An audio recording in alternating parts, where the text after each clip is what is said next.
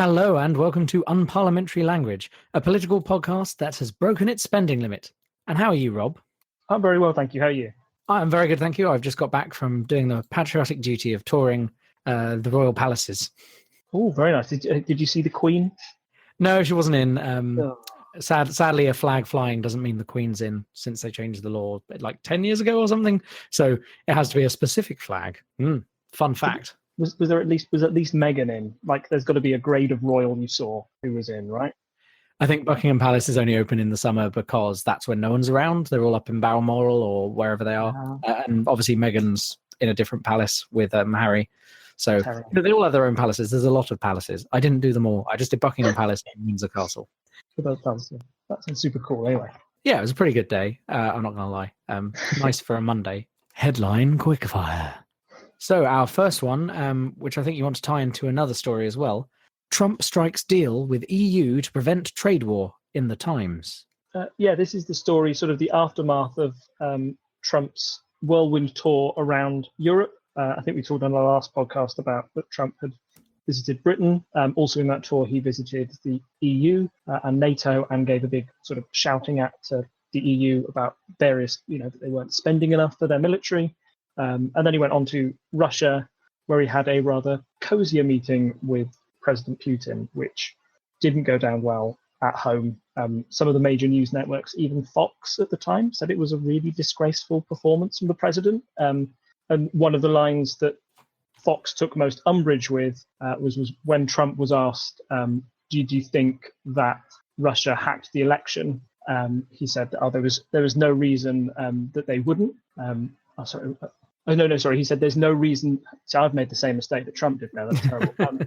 He said that there's no reason why they would, and kind of seemed to suggest that, well, if President Putin told me they didn't hack it, then I'm going to believe President Putin rather than my own security services. In an astonishing turn of events, the day afterwards, Trump came out and said, no, when I said I would, I really meant I wouldn't, which led to lots of jokes online and basically saying, you can't believe anything this president says, which makes me take this headline, actually, that Trump strikes a deal with the EU to prevent a trade war with a little pinch of salt. Because apparently Trump has met with the EU to say that he won't be imposing any tariffs on EU goods as part of a deal, rather than go to a trade war with the EU. And on the result of that, the markets have gone up. Everybody's recovered because the markets were worried that a trade war could be costly for the global economy and might stop the flow of international trade, see people return to protectionist policies, and might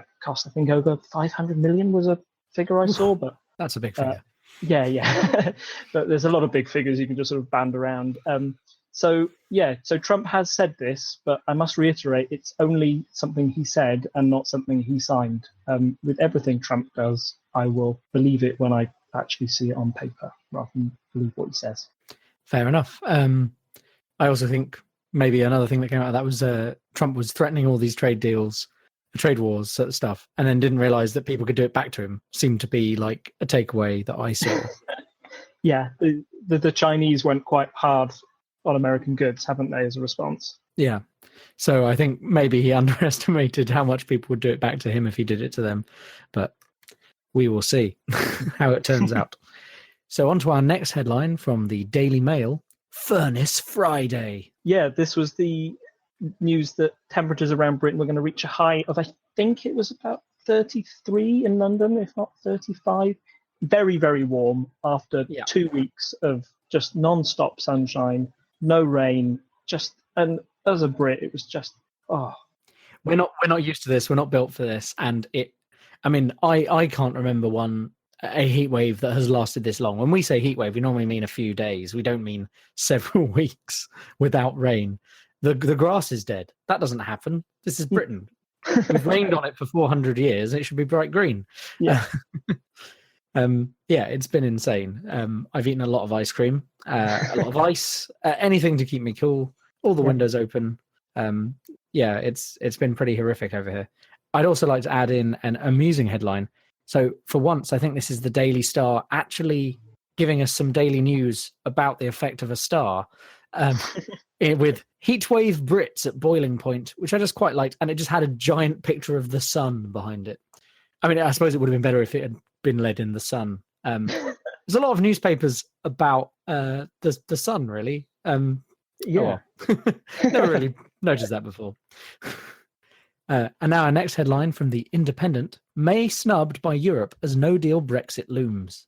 This is the story that sort of continues on from one of our main stories last time, which was about the Chequers deal that Theresa May had struck with her cabinet. And basically, this was the big blueprint that Theresa May had said she was going to go to the EU, and this was the UK's negotiating position.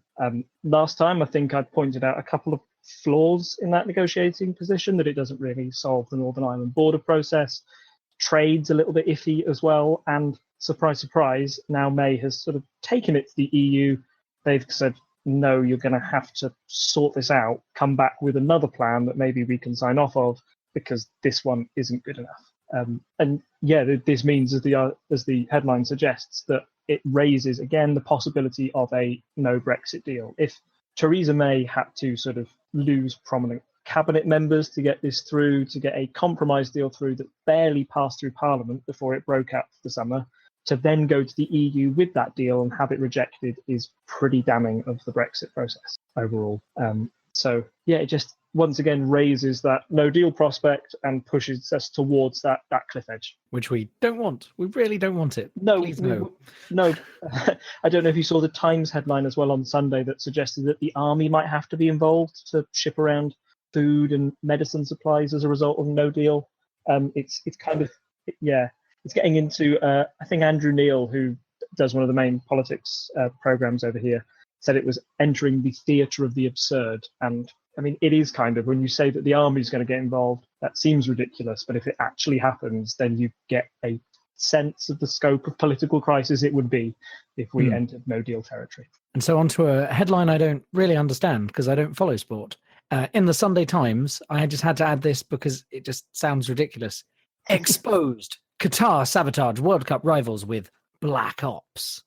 Yeah, this is the story that, the controversial 2022 World Cup bid by Qatar, that won, actually employed some underhand tactics in order to get the World Cup. Now, people had suspected this for some time, mainly because Qatar is a country that we'd have to play football in the desert in blazing heat that none of the teams would be used to. So they've already had to move it to a Winter World Cup to accommodate that. There's already been controversy over the way that these stadiums are being built, with migrant workers that are basically equivalent to slaves and the people who died making the stadiums. The bid also came in at the same time as FIFA executive Sepp Blatter was being investigated for corruption, and there was a lot of corruption around alleged corruption, I should say, around the Russian and Qatari bids. And this is sort of the final nail in the coffin, that not only did Qatar perhaps bribe FIFA officials to vote for their World Cup, they were also actively running a sort of misinformation campaign against their rivals in the US. And I can't remember where else it was. I think it was maybe one of the other European countries saying that, these countries who bid for it, the population don't really want the World Cup. It wouldn't be good for them as a nation. We're the ones who should take it forward. So yeah, I know it sounds silly, but in football, this is a big story, and it's probably pretty unlikely that Qatar will get the World Cup taken away from them. But again, it kind of suggests that FIFA maybe should impose sanctions on Qatar or something like this to make sure it doesn't happen again with any future World Cup bid. I mean, that's fair enough. I think you've given me quite a good summary, considering I had no idea how the story's going. And I know that Qatar is probably not the best place to host a World Cup. They'd have to host it in December, I believe, because that's the only time when it gets to about 19 degrees Celsius. From having actually been to Qatar, do not go in September. It was 45 degrees and it wasn't a dry heat. It was like 70 or 80% humidity. I'd walk outside and immediately be drenched and feel like I wanted to die. I cannot recommend it as a tourist destination. It's mostly a work destination. It's a weird country. This is a complete aside that their population is about 200,000 Qataris and 2.1 million expats from various other countries. Jeez, okay. It's a weird place. Yeah, no idea. It's led to the rules there are interesting because obviously it's a predominantly Muslim country, so they don't eat pork, they don't have alcohol.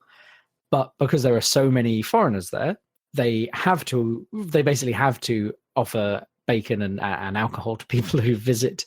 So they have special shops where you can go and you can show your passport, and as long as you're not a local, you can buy bacon and booze.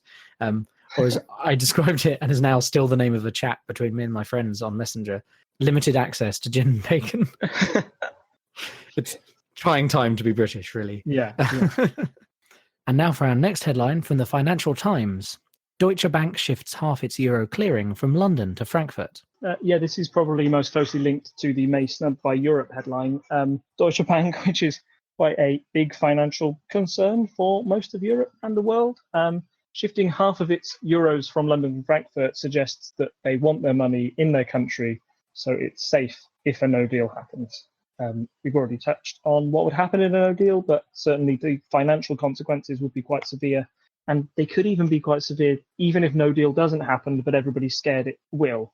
Do you sort of remember when the pound just decreased in value on the Brexit result, even though Brexit was far, far away and we hadn't even sort of enforced Article 50 yet? Because of that, Deutsche Bank is looking to clear half of its euro stock. And it would be a worrying sign for Theresa May if more banks start to follow suit. Of course, this was a big thing that was mentioned before the vote, right? That companies would want to leave if we voted to leave. And everyone was like, no, it won't happen. It seems like it is. Yeah, we're reaching the crunch point now where actually people will have to put their contingency plans into place. No deal happens. And our final headline this evening, which we've kind of hinted at already, Brexit food crisis fury from the Daily Express. This is the story that in the result of a no deal, we might struggle to get food into the country and feed our population. One of the quotes online, I don't know if you saw this, was I think it was the Brexit minister Dominic Raab, who, when asked about if there would be a food crisis surrounding Brexit, replied that there would be adequate food. Yeah. I think I don't know if you've seen this going around, but I'll have to try and find the original link on Twitter. 2016, we will leave the European Union and we will forge a new future for Britain. 2018, we will have adequate food. Yes, I've seen it plastered on the side of the Brexit bus. We will provide adequate food. The meme of the guy looking back at the girl. I don't even know what that one's called. Do you know the one I mean, when he's holding the hand of his girlfriend and he's looking over his shoulder? Yeah, I know exactly which one you mean. Yeah, I bet it has a name. Yeah. I've seen that one with him looking, enticingly at adequate food. Because this one comes from the Daily Express, Brexit food crisis fury, the Express are furious that anyone would even suggest that we will have a food crisis. It's simply not going to happen. This is more scaremongering by Project Fear, although this time it isn't Project Fear who's saying it, it's the actual Conservative government in charge of Brexit. But never mind about that. Brief aside here for some live update there. It's the distracted boyfriend meme, also known as man looking at other woman. Memes, they're well named. Yeah, cool. I'm always up for the memes. Yeah, give me more memes. Another thing I saw on Facebook, I think today, was something along the lines of it's something when the fifth largest economy in the world is saying it has to stockpile food and medicine in case it shoots itself in the foot, or something along those lines. Which is it's not looking great. It's not a good look. Let's put it that way. It's not a good look, to quote John Oliver. And our main news story tonight: Vote Leave broke spending limits and electoral law. So what happened, Rob? So this is a story that's sort of been breaking in the background whilst we've been having this. We've been running this podcast, and I haven't really focused on it yet because there was nothing really concrete to go on. But earlier this month, something concrete did come out. So just to give a little background to it, earlier in May, the official Leave campaign was fined over £70,000 for spending over roughly that amount on the Vote Leave sort of election campaign for Britain to leave the European Union. Then on the 17th of July, Vote Leave was fined another £60,000 for showing that they'd funneled funds into a sort of a different Vote Leave campaign. So it was a group called Beleave, BE and then a capital L and then Leave. And that was fronted by a sort of a 20-year-old law student called Darren Grimes. It was proven that the official Vote Leave campaign put nearly £500,000 into the group, and there was sort of email proof that these two groups worked side by side, which is not allowed in electoral law because essentially you've got to make sure that you know where all the money's coming from and who's spending it. As a result, Darren Grimes has now had an official police investigation into himself, and the official Vote Leave spokesperson, David Halsall, are being invested by the police as we speak for electoral investigated. fraud. Yeah, sorry, investigated for electoral fraud. I mean, one thing I think is interesting about this, because we had a whistleblower earlier in the year.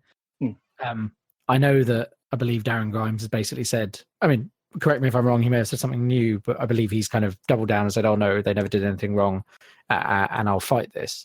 But essentially it seems like some fairly young people were taken advantage of by the official Vote Leave campaign, because they got them to sign all this paperwork when they weren't exactly sure what it was. They're just, I'll just sign this, it'll be fine, and kind of created this thing in a rush. And I think that's also a problem here, that it seems like 2 or 3 people's lives could be ruined because they were tricked by the official campaign, as well as the fact that there's the overspend, which could have led to the change in the result. Yes, certainly. I think you're absolutely right there, that this might be an individual who didn't really know the seriousness of electoral law. We'll talk about it a bit later, but electoral campaign spending's always been something where parties and groups try to bend the law to suit them, but the difference between bending the law and actually breaking the law is quite serious when it comes to the legal terms. And if you're the person who signed off on that, then you're the one ultimately liable. And yes, maybe I don't want to say anything too libelous, but with the people who were involved in the Vote Leave campaign, that's a brave person who decides to be the legal sort of one legally responsible if anything like this were to go down. The fact he may have been taken advantage of is a little dodgy. So we've touched on it briefly that having a lot of money put in that group is a problem, but why is it a problem? Why do we care about how much money is spent here? I mean, in the US, they can basically spend as much money as they like on their campaigns, right? So why do we care about this? Well, we care quite a bit, and I would just, with the USA point, they spend way more money than we do, but they do have quite strict campaign finance limits as well. So it's been an issue in US, it's an issue in US politics for quite some years. And essentially the main problem that Western democracy has, in a sense, is that if anybody can vote and anybody's free to be influenced by stuff, there is a danger that simply if you don't put any limit on spending, the people with the most money will win every time, because they will have the power and the resources to influence the media, control the message, and just simply outspend the other candidate. That isn't always true. Going back to your US example, Donald Trump sort of boasted after he won the election that he spent far less than Hillary Clinton. And some may argue that's just because he had different campaign tactics. The fact that Donald Trump could say anything and basically get a free message across on news channels, because the news channels were always running the ridiculous thing that Donald Trump said, sort of like boosted where he spent his money. But anyway, that's an issue for another day. When we're looking at this kind of stuff, it's about rich candidates being able to outspend. The other factor is that there's also a fear that where campaigns gather their sums of money from, so if there's one big wealthy benefactor, then it's undemocratic if you don't know who that person is who's funding it, because it could allow just one powerful individual to have a big impact on the result of the election. This sort of spending by Vote Leave was always an issue, but Vote Leave accused the government and Remain of their own dirty tactics and argued that they in fact had a spending advantage. So the best example of this is that before the vote, I don't know if you got one through your letterbox as well, but do you remember this leaflet funded by the government that basically said why the EU is great? I remember the one you're referring to. I'm not sure if I personally had one. Okay. But I in general am worried about this kind of, that there's a lot of these kind of going around now. I think I mentioned it previously when we were talking about local elections. So that the Lib Dems do one that looks a bit like a local paper, but it's still kind of obviously very yellow and Lib Demi. And then there are others that definitely have, like they might have a smaller conservative logo as they can get away with on the back of the page, for example. And I'm not saying it's entirely the Conservatives. I think it's all the parties have done this to an extent. But you see these all over the place. And I think it is quite I think it's disingenuous, and we should change the rules on how much like an official document or how much like a newspaper these things can look, because they are intentionally designed to confuse, I think. And it's easy enough to think that someone could be taken in by this. I'm not saying everyone's been taken in by it, but I personally am very against this type of political advertising, because I think it's not like, I don't think it's fair, especially if only one side in an area is using it. Again, I'm not trying to lay a blame on any particular party here, but I have seen a variety of examples from multiple parties, and I don't like it. Yeah, no, it's a big issue with how they present it and how they format it. But at least the one sort of small thing in their favour of those leaflets is that they are legally obliged. The reason why they try and put a Conservative logo on there as small as possible is because they are legally obliged to put it on there. If they don't put it on there, they are far more liable if it's then found out that, Labour tried to put forward this leaflet which said that the Lib Dems were awful, but didn't say who it was from. The fact that Vote Leave, just to link it back to my original point, the fact that Vote Leave didn't like that government leaflet was because it wasn't even from any political party. It was just from the government. So the funding for that leaflet came not from with any campaign spending limits on the referendum, but just came from the public purse, from tax. And the government just said, oh, this is just the government doing this. This isn't the Conservatives. This isn't Labour. This isn't Remain. This is Her Majesty's government, so we can publish what we want as this sort of like public information leaflet. But yeah, I can see what you say about how you represent that information and what's done from it. The big point that what that's led to, so you can see how leaflets are designed to maybe mislead the electorate in some way, to suggest that, to make it not clear that it's an advert. Like you say, some of the newspaper styles can make it feel like it's more of an information bulletin, or here's just a local newspaper for you with some information. Gosh, they're talking a lot of rubbish about the Conservatives in this, blah blah blah. Like that stuff. At least it's, although it might be disingenuous, at least it's traceable back to the party who produced it. Now with social media, you can do a very, very similar thing, but you're not really obliged to say who it's from, or at least political parties and organizations have ways of getting around that and being able to hide who it's actually from. So there was an example that the BBC gave recently, and I've left a link which you might want to share in the show notes, that shows some of the Facebook online adverts that we use to target like a wide demographic of possible Leave voters. So Vote Leave spent about £2.7 million on ads targeting specific groups of people. So if you have a look at these ads, there's everything from a photo of a Spanish bullfighter that says these are animals, not entertainment, stop the abuse. There's one that targets Green voters, so the EU blocks our ability to speak out and protect polar bears. Click to help them. The one I think is particularly silly is the European Union wants to kill our cuppa with a cup of tea with a British flag out of it, Big Ben behind it, a red butt, just the most stock image of a cup of tea you can find, and an angry fist with the European flag logo on it, which I don't know, maybe that's in the realm of the Bendy Bananas story in terms of rubbish, but there's no clear link who that's from. It's clearly an anti-EU advert, but it doesn't say in big letters anywhere that this is from the official Vote Leave campaign. Yeah.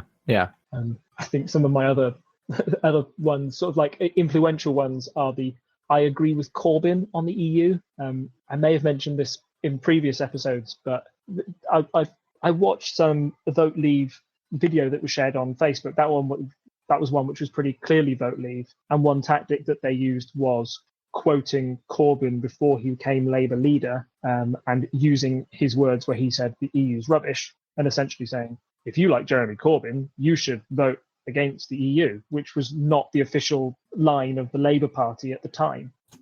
I mean, I know we've mentioned the big red bus before, but the NHS one there uses the NHS logo, and it looks almost like an NHS sponsored advert, and has no mention of the campaign. And I think that's pretty bad. I mean, the bus, at least we knew whose bus it was. That on its own comes across as if it is an advert. Like, if I saw that, it would take me a second to go, really? Like, obviously, in the context of the referendum, I was looking out for this kind of stuff. But, like, I mean, it is a bit of a crappy stock photo of someone laying hands on a sick person's head. But other than that, like, it doesn't look like one of those awful adverts you get on Facebook. It does actually look like something that you might click on, and you can, you can see yourself potentially clicking on that and then being like, oh, some of the others do look more like those awful adverts you get on Facebook that you just ignore. But one of the most interesting things I found about it is there's one that says we need an immigration system that ensures British young people more jobs. That's got a big logo on it, and the logo they've got on it is from the Believe campaign, the one that's just been indicted. And there's another one on the economy. I think it was stated that they thought that about most of the information that was put through Believe not only helped with those adverts, but helped to pay a data firm called Aggregate IQ. And that may have enabled them to sort of precisely target the voters they wanted to influence to help sway the Brexit result. The other little bit from that BBC article as well is they said that Vote Leave launched a giant data harvesting exercise, which essentially was on at the same time as the football. So they encouraged you to predict all the results of the football for a fee, and whatever information you put into there probably asked you a couple of questions about Brexit on the way, and then put you into a group to target. And that's stuff that the Electoral Commission has virtually no control over. It's hard to trace that. It's hard to stop it before it happens. It's hard to act on it after the fact. And in those instances, we're sort of relying on companies like Facebook and Google to be more vigilant about who's paying them the money and how they're using it, which I think it's fair to say that they're getting better at, but maybe it's come a little too late after two fairly substantial elections that people feel were influenced by Facebook misinformation or fake news campaigns. Yeah, I mean, there is a bigger story here that has been done to death on podcasts that actually deal with technology stuff on a regular basis, that many of which I listen to, but I can probably put a link or two in the show notes. But yeah, there is a bigger issue here about people kind of assuming that tech firms already have this stuff in place. And while I'm generally pro tech firms, there have been in this instance a lot of problems where they're like, the idea of a free and open internet, which is great, has had some problems where like there haven't been checks and balances on this stuff. And we've seen this, the same kind of story comes up time and time again. Some limits do need to be put onto certain services, but the problem is how we actually go about doing it in an informed manner. And I think probably Google and Facebook are approaching this in their own way in the hopes that they don't get slapped with a load of legislation, which it is good in some ways. I feel there probably should be some legislation, but I'm sure I agree with certain people at the moment who would try and put the wrong legislation in place.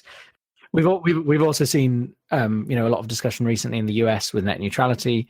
I think we've probably mentioned this previously on this podcast, where even Barack Obama's name was used on a fake comment to say that they should get rid of net neutrality. So there are problems. There are problems that need to be addressed. But yeah, whether certain people who are currently in power in various places should be involved in writing those laws is a bigger question that we can't answer now in the middle of this, but we're aware of this, and there are better discussions of this out there.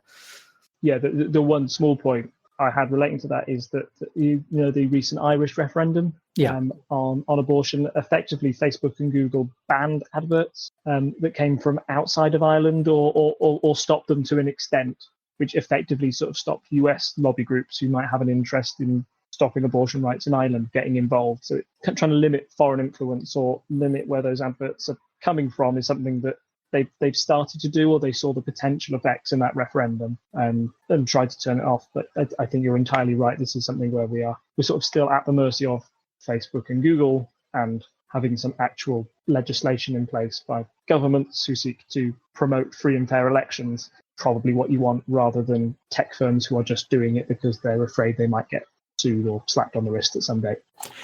So moving on from this, they did a bad. Yeah, they've been fined for doing a bad.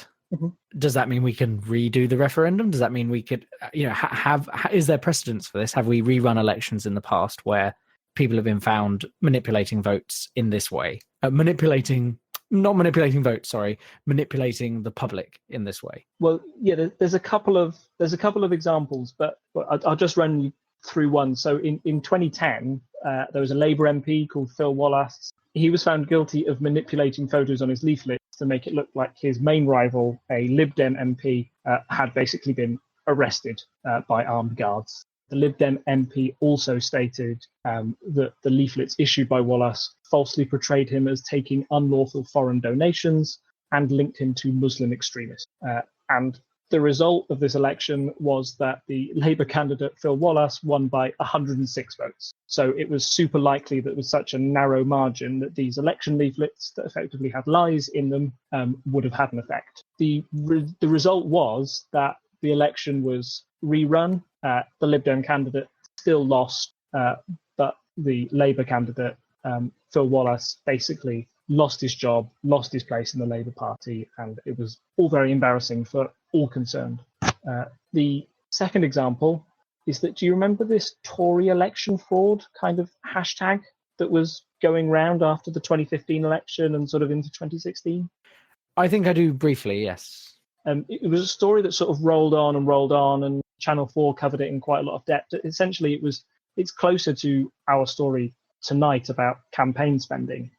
There's essentially allegations that campaign funds hadn't been spent correctly in individual constituencies, most centred around the use of David Cameron and his battle bus, which was a name for his big bus that he drove around to constituencies. He would land there, try to influence the election, and would drive off to the next one. And on election day, he did sort of a whirlwind tour around the country. One of the places he really needed to visit was South Thanet, where the Conservative MP was up against Nigel Farage. And there was a real worry for the Conservatives that if they lost to the UKIP leader, then it would be very embarrassing for them and would show a small victory for UKIP.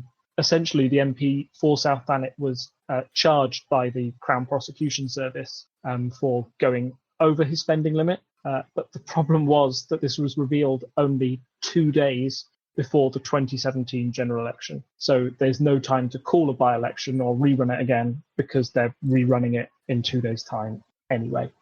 So the election services were left pretty toothless then with what they could do.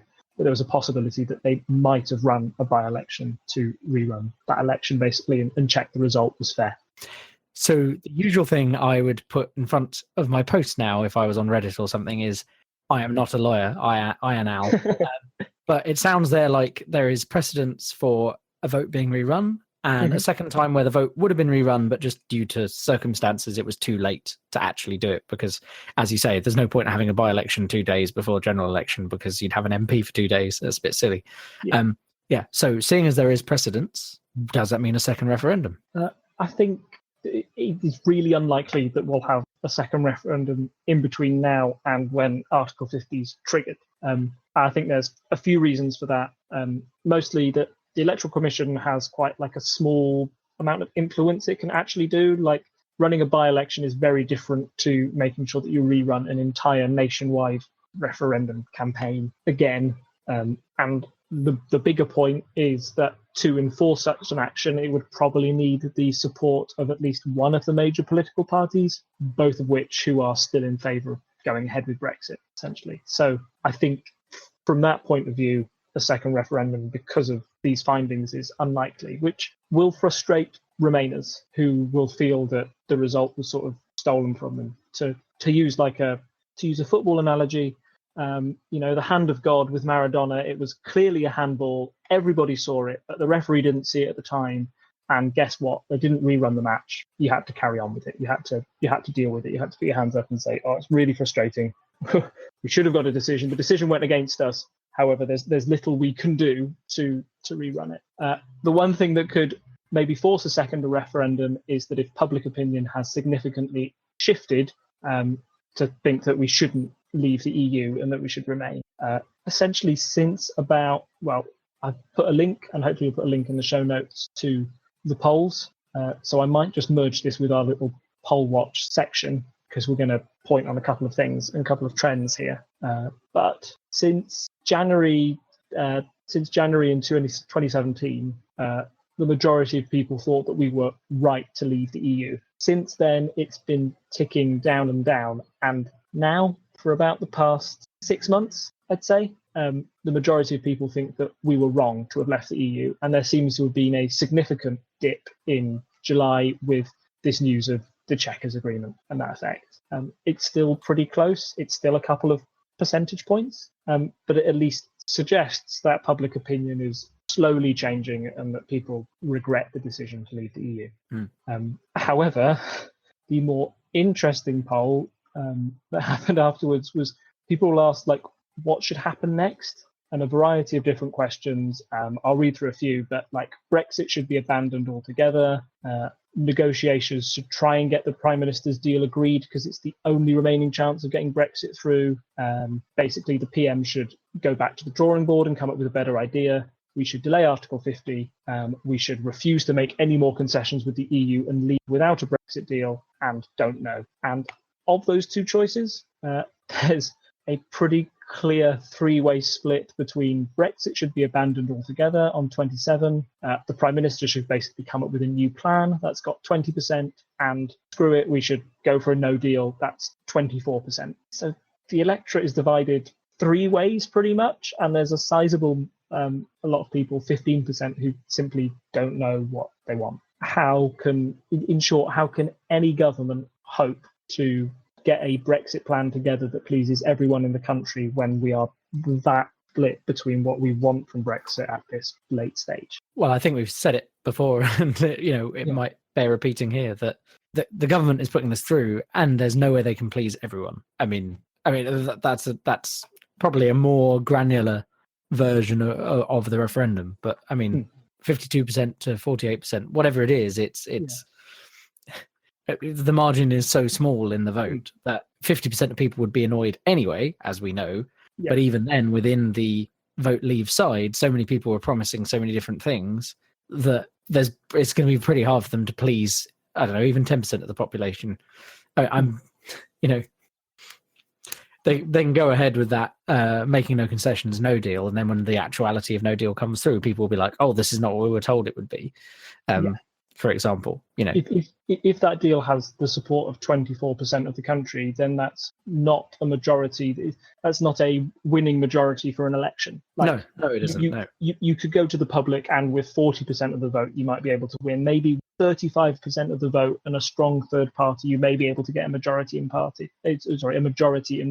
But 24%, that's just simply not electorally viable. So where we're at with those polls and with Brexit kind of suggests it's almost impossible for Theresa May to please the public, whatever she does, and that's where we are with Brexit at the moment. I think very unlikely that a second referendum will be held, simply because even with those numbers, you can't win a second referendum with only 27% of people thinking that Brexit should be abandoned altogether as well.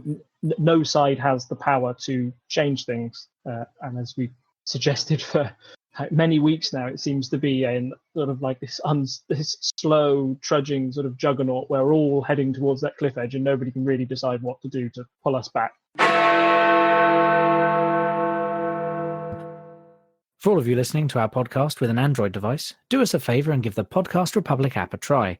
If you've been listening on the website up until now, this app allows you to get all of your favourite podcasts directly on your Android device. You can search for the podcasts you want to listen to, select them as a favourite, and have them all just one click away. One of the best features, as far as I'm concerned, is the ability to modify podcast details locally, allowing you to customise the look and feel of your feed on your device, or rename them for better organisation. Finally, don't forget to set unparliamentary language as a favourite so you don't miss out on any new episodes from the front benches on the Podcast Republic app. And now a quick polls update. So Rob, how are the polls looking? So the polls, if we go back to that website that we were looking at before, with those Brexit results, we can see that since the Chequers Agreement, the Conservatives have fallen quite significantly and they're now below Labour.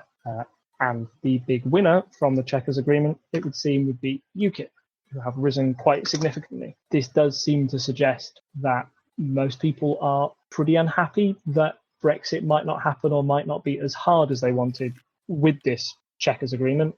So they're going back to UKIP to get that harder Brexit. And it basically means Labour didn't have to do anything. Labour's figures are pretty much around the 38% mark. But it's the Conservatives who found themselves having a significant dip. I will say, interestingly though, if you go to the Britain Elect site as well. Yes, I've opened that up as well. Yeah. Yeah. So Labour has had quite like a significant lead just after Chequers agreement. But the latest YouGov poll on the 23rd of July has it as a tie with the Lib Dems going up by 2. And they seem to have taken, just at first glance, they seem to have taken some votes away from Labour, perhaps. And the Lib Dems being the only sort of pro-EU party in government at the moment suggests that if no deal is going to happen, maybe more people are going to the only party that will support a no Brexit deal. I think the thing that's interesting here, so like you said, Labour didn't have to do anything really to get that benefit. If you look at the graph on the BBC website, which is over time the voting intention, Labour is still at its lowest point on average since the 2017 election. And it's just Conservatives have just tanked in the last few weeks. And you can see that meteoric rise essentially for UKIP, where UKIP are almost up to half where they were prior to the 2017 election, before people lost confidence in them. And the Lib Dems have had a bit of a rise. It's interesting because I think we've discussed this before, how we tend to see more splits on the left than we do on the right. Normally the Conservatives have been very good at having this cohesive message. And they went into this referendum purely because they were worried about people splitting off to UKIP. And they still haven't shaken it. It's still, and until Brexit happens, I think it's still going to be a problem. And it's looking like maybe it's going to be a problem for them into the future. It would be interesting if we get to a stage where the right is splitting as much as the left have done, because that would, like the Lib Dems may gain a few people here, but the left already has this split. I mean, yes, arguably Labour has been a bit more centrist in the past, but you know what I mean? The generally left parties have this split already. So you have about 10% Lib Dems, and then you have around 40% Labour, and then you have around 40% Conservative and others. But if Conservatives split off to that level that this is suggesting, especially if, I mean, we've got 2 points here, right, with UKIP. If it keeps going on, anyone can get incomplete data, and in 10 weeks we'd have UKIP with 100% of the vote. That's obviously unlikely, but yeah, if this does actually end up causing a split, which seems more and more likely with these divisions in the Conservative Party and so on, that would be that could spell the Conservatives being out of power for a long time. And the margins are so small for Conservatives and Labour as well. If you look back to the 2017 result, where both parties sort of massively overachieved what they thought they would get in terms of percentage of the vote, as Theresa May, despite her not being able to win a majority in Parliament, got one of the highest percentage of the vote in history. The problem was that Labour also had one of their best results ever and were just behind them. It was sort of tied at, both above 40%. That was super close. What you'd seen in the past with elections before 2017 was the Conservatives and Labour around about 35, and third parties like the Lib Dem making up a much larger chunk of the electorate, like 20%, a little bit over. The parties now find themselves in a position where either one of them loses the slightest bit of ground, the other one will be ready to pounce. So that's why it only takes a tiny bit of movement from either Lib Dems or UKIP to have a big impact on the other two major political parties. Okay, so we're going to start wrapping up here. We're about to have the summer recess, aren't we, Rob? Whoop, whoop. Yes, we are. We're on holiday. Theresa May's on holiday. I don't know if you've seen the pictures of her in Italy walking with her husband. The PM, they're away, they're out to play, and whilst they're playing, we'll have some fun with some of our own little political debates at the same time. Yeah, so this is dubbed silly season, the summer break for Parliament. So we have, is it 6 weeks? Yes, I believe so. Like school holidays, yeah. So essentially we can get 3 special episodes out in that time if we're sticking to our 2 weeks schedule. So yeah, we've had, we put out the call for some topic ideas for silly season. We've had some responses from YouTube comments. We've had people messaging me directly. We've had a few other comments elsewhere. We think the 3 topics we're going to try and cover, we're going to do a comparison between UK and US politics, because we've done this a little bit in the past, but talking about how, there's the US Constitution, the UK doesn't really have a constitution. What is Congress in comparison to the House of Lords, things like that. So we think that would be useful for our international listeners, and also, a bit for me. I don't know as much about US politics as I could, so I'm hoping Rob can fill me in on some of that.